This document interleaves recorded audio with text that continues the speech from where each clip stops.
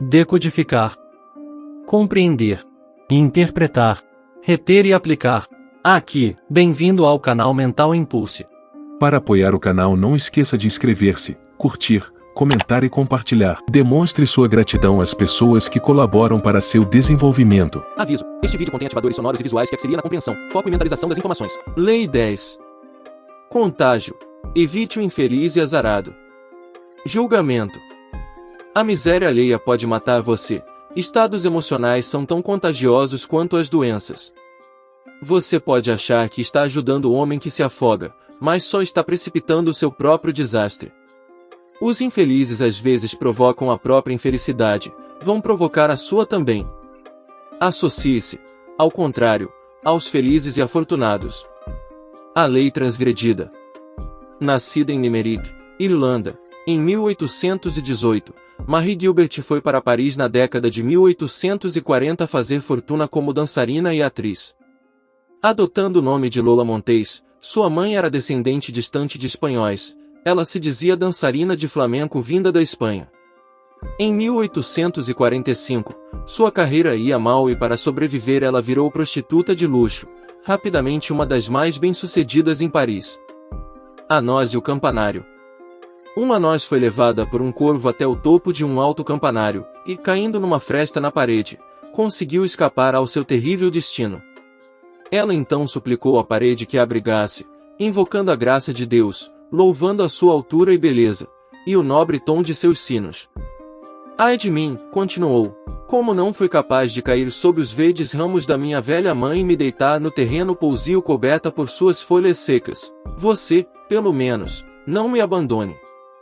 Quando me vi no bico do cruel corvo, jurei que se escapasse terminaria a minha vida num pequeno buraco. Ouvindo estas palavras, a parede, compadecida, de bom grado abrigou a noz ali onde ela havia caído. Em breve, a noz se abriu, as raízes se estenderam pelas fendas forçando a passagem, os brotos avançaram em direção ao céu. Logo estavam mais altos do que o prédio, e à medida que as raízes retorcidas engrossavam iam derrubando paredes e deslocando as velhas pedras. Então a parede, tarde demais e inutilmente, lamentou a causa da sua destruição, e em pouco tempo só restavam ruínas. Leonardo da Vinci, de 1452 a 1519. Só um homem poderia salvar a carreira de dançarina de Lola, Alexandre du Jarrier, dono do jornal de maior circulação na França, e também o crítico de teatro do jornal. Ela resolveu cortejá-lo e conquistá-lo. Sondando os seus hábitos, ela descobriu que ele saía para cavalgar todas as manhãs. Sendo ela mesma uma excelente amazona, certa manhã foi dar um passeio a cavalo e acidentalmente esbarrou com ele. Não demorou muito e estavam cavalgando juntos todos os dias. Passaram-se algumas semanas, e Lola se mudou para o apartamento dele. Por uns tempos os dois viveram felizes juntos. Com a ajuda de du Jarrier, Lola começou a retomar a sua carreira de dançarina. Apesar de estar arriscando a sua posição social, du Jarrier contou aos amigos que se casaria com ela na primavera. Lola nunca lhe disse que fugira de casa aos 19 anos com um inglês e continuava legalmente casada com ele. Embora du Jarrier estivesse apaixonadíssimo, sua vida entrou em declínio. Sua sorte nos negócios virou e os amigos influentes começaram a evitá-lo. Uma noite, du Jarrier foi convidado para uma festa, frequentada por alguns dos rapazes mais ricos de Paris. Lola quis ir também, mas ele não deixou. Tiveram a primeira briga, e du Jarrier foi à festa sozinho. Ali, totalmente bêbado, ele insultou o importante crítico de teatro, Jean-Baptiste Rosimond de Belvalon, talvez por causa de algum comentário seu a respeito de Lola. Na manhã seguinte, Belvalon o desafiou para um duelo. Belvalon era um dos melhores atiradores da França. Du Jarrier tentou se desculpar, mas o duelo aconteceu, e ele foi morto. Assim terminou a vida de um dos jovens mais promissores da sociedade parisiense. Arrasada, Lola deixou Paris. Em 1846, Lola Montez estava em Munique, onde resolveu cortejar e conquistar o rei Ludovico da Baviera. A melhor maneira de chegar a Ludovico, ela descobriu, foi através do seu ajudante de ordens, O conde Otto von Rescheg, homem com uma certa queda por moças bonitas. Um dia, o conde fazia o de jejum num café ao ar livre quando Lola passou a cavalo, escorregou acidentalmente da sela e aterrissou aos seus pés. O conde se apressou a ajudá-lo e ficou encantado. Prometeu apresentá-la a Ludovico. Rescheg arranjou uma audiência com o rei para Lola, mas quando ela chegou à antessala escutou-o dizer que estava muito ocupado para receber uma estranha atrás de favores. Lola afastou as sentinelas e entrou na sala assim mesmo. Nisso, a frente do seu vestido se rasgou, talvez provocado por ela mesma, ou por uma das sentinelas, e, para admiração geral, mais particularmente do rei, seus seios nus ficaram impudentemente expostos. Lola teve a sua audiência com Ludovico. 55 horas depois ela estreava num palco bávaro. As críticas foram terríveis, mas não impediram Ludovico de arranjar outras apresentações. Ludovico estava, segundo as suas próprias palavras, enfeitiçado por Lola. Começou a aparecer em público com ela pelo braço, e depois comprou e decorou um apartamento para ela num dos bulevares mais elegantes de Munique.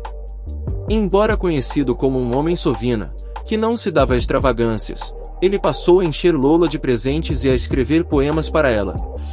Agora sua amante favorita, ela ganhou fama e fortuna da noite para o dia. Na sua época, Simon Thomas foi um grande médico. Lembro-me de o ter encontrado um dia na casa de um tísico velho e rico. Ele dizia ao paciente, discutindo a sua cura, que um dos meios para se conseguir isso era permitir que eu privasse da sua companhia. Ele fixaria os olhos na frescura do meu rosto e os pensamentos na alegria transbordante no vigor da minha jovem masculinidade, enchendo seus sentidos com as flores da minha juventude. Talvez ele se sentisse melhor.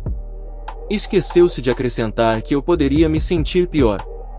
Montaigne, de 1533 a 1592. Lola começou a perder o senso de limite. Um dia, num dos seus passeios a cavalo, ela encontrou pela frente um homem idoso que cavalgava um pouco lento demais para o seu gosto. Sem poder ultrapassá-lo, ela lhe bateu com o ebenque. Em outra ocasião, ela levou o seu cachorro para passear solto.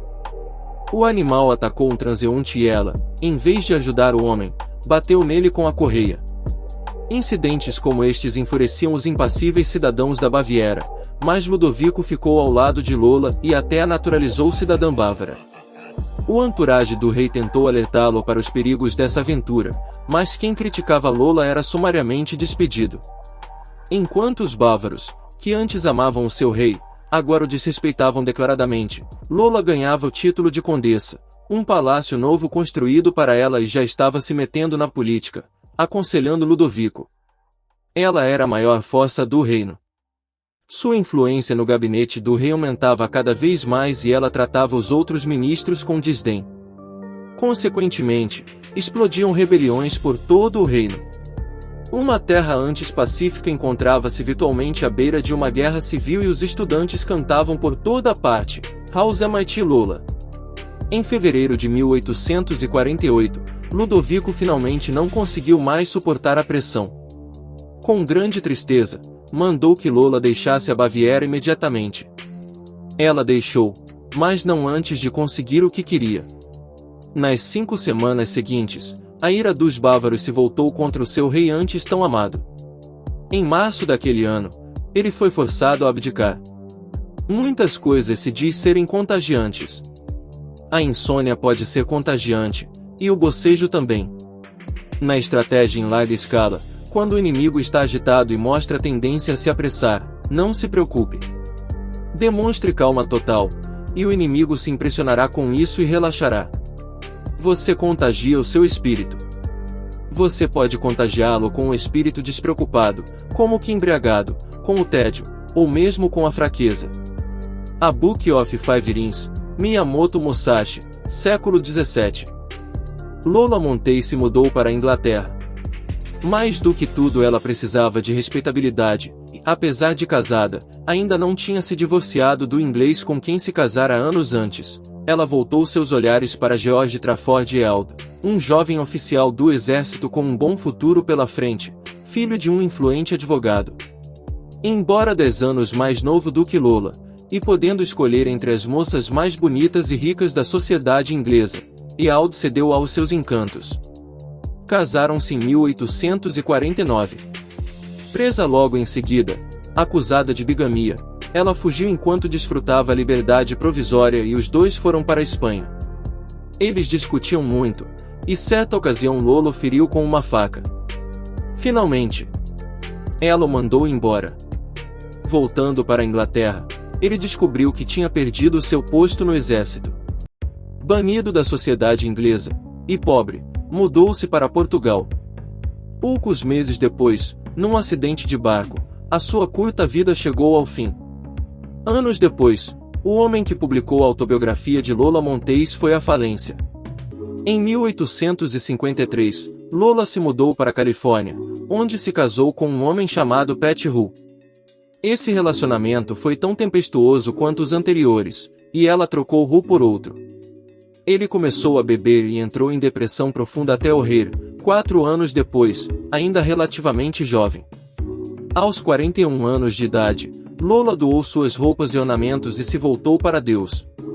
Excursionou pela América, dando palestras sobre temas religiosos, vestida de branco e usando uma tiara na cabeça como se fosse uma auréola. Morreu 2 anos mais tarde, em 1861.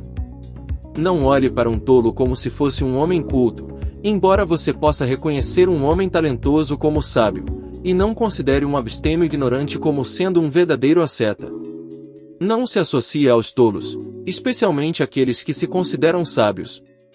E não se satisfaça com a sua própria ignorância. Que as suas relações sejam apenas com homens de boa reputação, pois é por meio dessas associações que os homens conquistam uma boa reputação. Não vê você como o óleo de gergelim se mistura com rosas ou violetas e como, depois de estarem em associação um certo tempo com rosas ou violetas, ele deixa de ser óleo de gergelim e é chamado de óleo de rosas ou de violetas. Amiro for Princes, KKUSIBM Skandar, século X. Interpretação. Lola Montez atraía os homens com seus artifícios, mas o seu poder sobre eles ia além do sexo. Era através da sua força de caráter que ela mantinha seus amantes subjugados. Os homens eram sugados pelo turbilhão que ela criava ao seu redor. Eles ficavam confusos, perturbados, mas a intensidade das emoções que ela despertava os fazia se sentir vivos. Como costuma acontecer com os contágios, os problemas só surgiam com o passar do tempo. A instabilidade inerente de Lola começava a irritar seus amantes.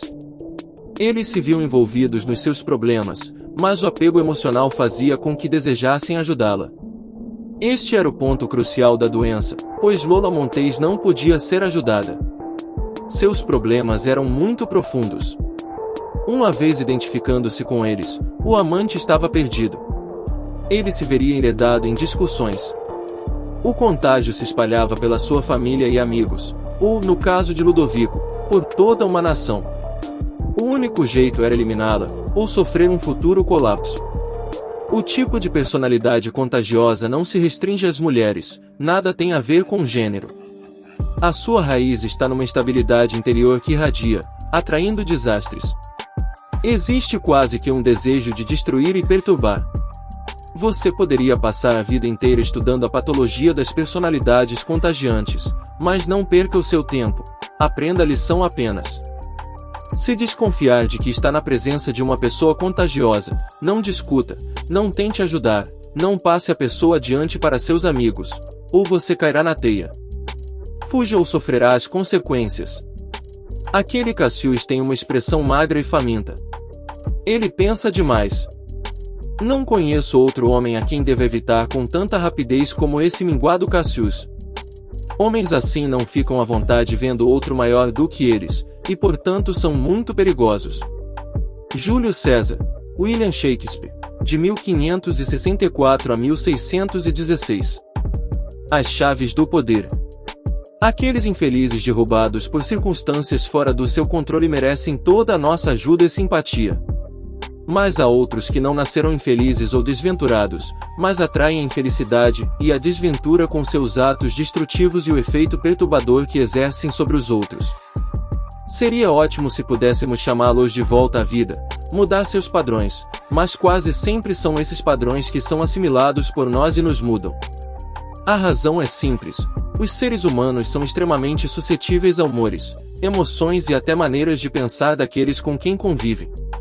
A pessoa irremediavelmente infeliz e instável tem um poder de contaminação muito forte porque sua personalidade e emoções são muito intensas. Ela costuma se apresentar como vítima, o que torna difícil ver logo de início que é ela mesma a origem desse sofrimento. Até você perceber a verdadeira natureza dos seus problemas, já está contaminado. Compreenda isto: no jogo do poder, as pessoas com quem você se associa são importantíssimas. O risco de se associar a contaminadores é que você desperdiça tempo e energia preciosos para se livrar disso. Culpado por uma espécie de associação, você também será um sofredor aos olhos dos outros. Jamais subestime o perigo do contágio. São muitos os tipos de pessoas contagiosas com os quais devemos ter cuidado. Um dos mais insidiosos, porém, é o que sofre de insatisfação crônica. Cassius, o romano que conspirava contra Júlio César, tinha insatisfação que se origina da inveja profunda. Ele simplesmente não suportava a presença de alguém mais talentoso. Provavelmente porque percebeu a interminável amargura do homem, César o rejeitou para o posto de primeiro pretor, preferindo Brutus. Cassius guardou rancor e seu ódio por César se tornou patológico. Ao próprio Brutus, dedicado republicano, não agradava a ditadura de César. Se ele tivesse tido paciência de esperar, teria sido o primeiro homem em Roma depois da morte de César, e poderia ter desfeito o mal que o líder havia causado. Mas Cassius o contaminou com o seu próprio rancor, enchendo seus ouvidos diariamente com histórias sobre a maldade de César. Finalmente ele convenceu Brutus a conspirar. Foi o início de uma grande tragédia.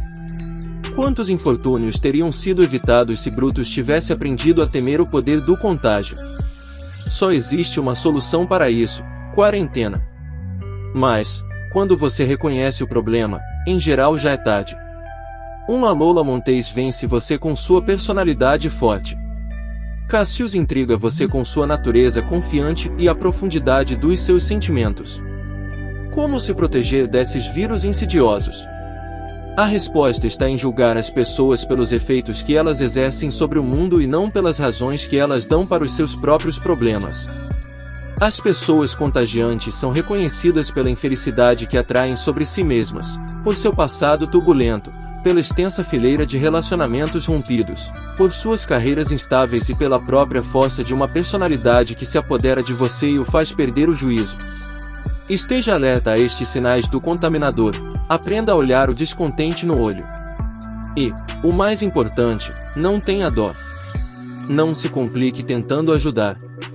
O contaminador não vai mudar, mas você se confunde. Imagem: um vírus. Despercebido, ele entra pelos seus poros sem avisar, espalhando-se silenciosa e lentamente. Antes que você perceba o contágio, ele já o pegou. O outro aspecto da contaminação é igualmente válido, e talvez mais fácil de compreender: há pessoas que atraem a felicidade com o seu bom humor, com a sua natural animação e inteligência. Elas são fonte de prazer e você deve se associar a elas para partilhar a prosperidade que atraem sobre si mesmas. Não estamos falando apenas de bom humor e sucesso, todas as qualidades positivas podem nos contagiar. Talleyrand tinha muitos traços estranhos e intimidadores, a maioria das pessoas entretanto concordava que ele era, entre os franceses, o mais elegante, aristocrático e inteligente. Na verdade, ele era de uma das famílias nobres mais antigas do país e, apesar da sua crença na democracia e na República Francesa, conservava as suas maneiras da corte. Napoleão, seu contemporâneo, era o oposto, um camponês da Córcega, taciturno e deselegante, até violento. Não havia ninguém que Napoleão admirasse mais do que a Talleyrand. Ele invejava a maneira como o ministro tratava o povo, a inteligência e a habilidade com que deixava as mulheres encantadas e, na medida do possível, conservava Talleyrand ao seu lado esperando assimilar a cultura que lhe faltava. Não há dúvida de que Napoleão mudou com o andar do seu governo. Muitas asperezas foram colhidas com sua constante associação com Talleyrand. Tire proveito do aspecto positivo desta osmose emocional. Se você for triste por natureza, Por exemplo, jamais ultrapassará um certo limite, apenas as almas generosas atingem a grandeza. Associe-se com os generosos, portanto, e eles o contaminarão, soltando o que está apertado e contido dentro de você. Se você é melancólico, gravite em torno das pessoas animadas. Se tender ao isolamento, force-se a ser amigo do gregário. Jamais se associe com quem tem os seus mesmos defeitos, eles reforçarão tudo o que trava o seu caminho. Crie associações apenas com afinidades positivas. Que esta seja uma regra de vida, e você se beneficiará mais do que com todas as terapias do mundo. Autoridade. Reconheça o afortunado de modo a poder escolher a sua companhia, e o desafortunado para poder evitá-la.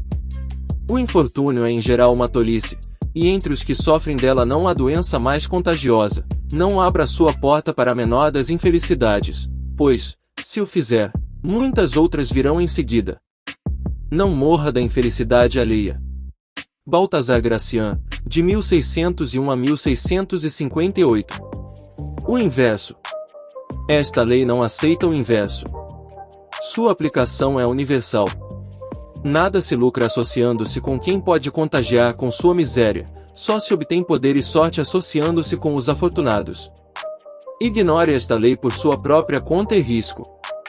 Essa é apenas uma lei, das 48 leis do poder.